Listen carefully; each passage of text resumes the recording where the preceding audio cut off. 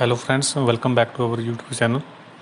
And our today's topic is important work of Old English literature. तो old English literature में जैसे कि last videos में मैंने डिस्क्रिप्शन दिया था एंड इस वीडियो में हम इसके इम्पोर्टेंट वर्क्स करेंगे। हम हीरोइक पोइट्री जो इस टाइम पे मेनली पोइट्री लिखी जाती थी वो तीन फॉर्म में हम डिवाइड कर सकते हैं उसको, हीरोइक, लिरिक और क्रिश्चियन पोइट्री। तो इस वीडियो में हम हीरो की पोइट्री डिस्कस करेंगे, नेक्स्ट वीडियो में हम lyric and Christian poetry and then हम इसको सम अप कर देंगे ओल्ड इंग्लिश पीरियड को। As a net point view से हम इसकी ब्रीफली समरी सब वर्क की करेंगे। तो इसका पहला हीरोइक वर्क था जो मोस्टली आप सब जानते होंगे, बियोवुल्फ। तो बियोवुल्फ जो लिखा गया है वो अराउंड उसका एग्जैक्ट डेट नहीं हमें पता, ये ऑलमोस्ट समटाइम बिटवीन 950 टू 1025 के अराउंड लिखा गया है और इसका ऑथर है वो अननोन है, उसका हमें पता नहीं है। बेसिकली इसका थीम ब्रेवरी पे है, तो ये एपिक पोइम है एक, और बियोवुल्फ की यहाँ पे हमें इस पोइम में ब्रेवरी देखने को मिलती है। उसका ग्रेट एक सोल्जर है वो एक तरह का, तो उसे हम जो एक बहादुर इंसान है वो हमें देखने को मिलेगा, उसका करैक्टर देखने को मिलेगा। बियोवुल्फ जो कि एक किंग है, एक गेट्स नाम की जगह है, GEATS गेट्स नाम की जगह, वहाँ का किंग है, हीरो है वो वहाँ का, बहुत ही बहादुर है। और उसको बुलाया जाता है किंग रॉथकर द्वारा डेन्स में। तो किंग रॉथकर ने एक हॉल बिल्ट किया था बहुत सारा बड़ा, जिसपे वो फीस्ट करता था अपने जो भी किंगली पर्सन थे, जो सोल्जर थे, उसके लिए बनाया था उसने अपना हॉल बनाया था एक पार्टी देने के लिए। बट जब वो पार्टी कर रहा था ड्यूरिंग दिस टाइम एक ग्रैंडाइल नाम का एक मॉन्स्टर आता है और वो बहुत सारे वहाँ पे जो नाइट्स थे उनको मार देता है और भाग जाता है। तो ऐसे ही जब वो नाइट्स वहाँ पे सो रहे होते हैं हाल में रात को, तो वो रात को आता है और उन्हें मारकर सी में चला जाता है नीचे। तो इसी डर के कारण उन्होंने हॉल को बिल्कुल वैकेंट छोड़ दिया है, खाली छोड़ दिया है, तो अब वहाँ पे कोई नहीं रहता। तो किंग रॉथकर के पास आते हैं उसकी हेल्प करने के लिए बियोवुल्फ। तो बियोवुल्फ कहता है कि मैं उस नाइट में हॉल में हम नाइट को वहाँ पे स्लीप करेंगे, सभी सोएंगे, और जब वो आएगा तो मैं उससे फाइट करूँगा। और वो कोई भी हथियार और स्वॉर्ड लेने से मना करता था, क्योंकि वो बाय हैंड ही उससे लड़ना चाहता है। वो इतना बहादुर इंसान है कि बाय हैंड ही उससे लड़ेगा मॉन्स्टर से। तो जब वो रात को सो रहे होते तो मॉन्स्टर आया था और वहाँ पे एक बहुत ख़तरनाक डेंजरस फाइट होती है दोनों के बीच। और उसी फाइट के दौरान जो बियोवुल्फ है वो उसकी हाथ निकाल देता है, एक आर्म है पूरी बॉडी से निकाल देता है मॉन्स्टर की, और मॉन्स्टर वहाँ से भागकर समुद्र के नीचे चला जाता है। तो कुछ टाइम बाद ग्रैंडेल की मदर होती है, वो रिवेंज के लिए, बदला लेने के लिए वापस हॉल में आती है और कुछ नाइट्स को मारने लगती है। ऐसे में वो, और उसके बाद उसकी थोड़ा हाथापाई हो जाती है उससे बियोवुल्फ से, बट वो भाग जाती है नीचे सी में। तो बियोवुल्फ भी उसके पीछे ही सी में चला जाता है, बॉटम ऑफ द सी में। यहाँ पे उनकी केव है और केव में ही डेड बॉडी पड़ी है ग्रैंडाइल की, तो उसका हाथ निकला हुआ था पहले ही। तो उसकी वहाँ पे पहले तो वो एक फीमेल पे हाथ नहीं उठाना चाहता, बट देन वो जब वो अटैक करती है तो वो उसे भी स्वॉर्ड से मार देता है, ग्रैंडाइल की मदर को। एंड देन वो जो ग्रैंडाइल का हेड है वो काट कर अपनी स्वॉर्ड पे टांग कर ले आता है ऊपर।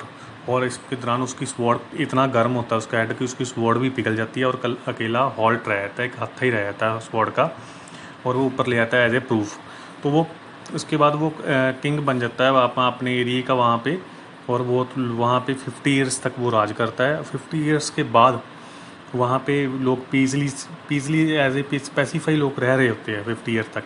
50 ईयर के बाद एक ड्रैगन आता है, ड्रैगन लोगों को मारने लगता है ऐसे ही, और बियोवुल्फ उसे चैलेंज करता है और उसे कहता है कि मैं ड्रैगन से अकेला फाइट करूँगा।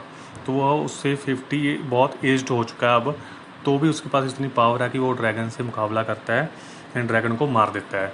तो उसी मुकाबले के दौरान उसकी एक सोल्जर हेल्प करता है, विगलैफ।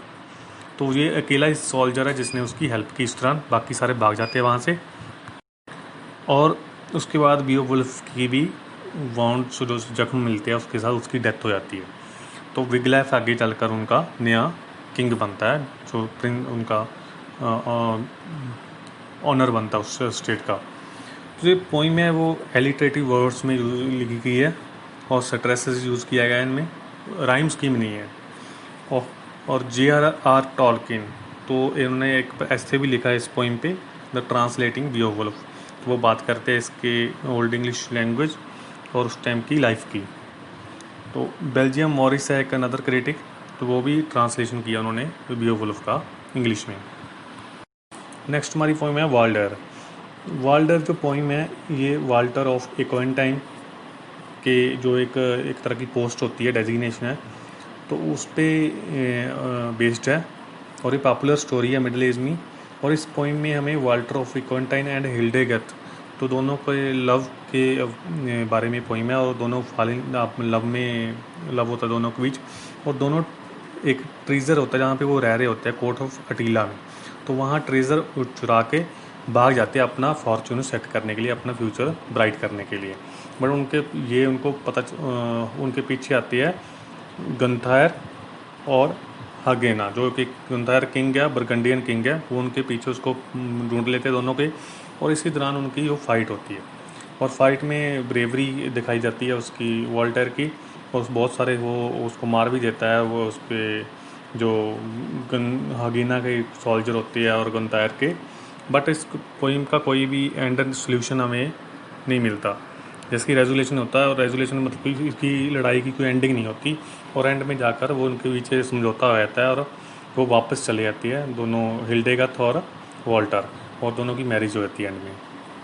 तो ये पोइम है दोनों पार्टीज की कन्फ्लिक्ट की, जो कि एक ट्रीजर को दोनों हथियाना जाते हैं और एंड में ट्रीजर दोनों सारे डिवाइड कर लेते हैं। तो नेक्स्ट पोइम है द फाइट ऑफ फिंसपर। तो ये ओल्ड इंग्लिश हीरो की पोइम है ये भी एक, और ये हनीफ प्रिंस है जो, और उसके 60 मैन हैं, उसके बारे में बात करती है, जो कि एक अटैक उन पे अटैक होता है फोर्ड में, तो उस अटैक को वो रिटेलिएट करते हैं।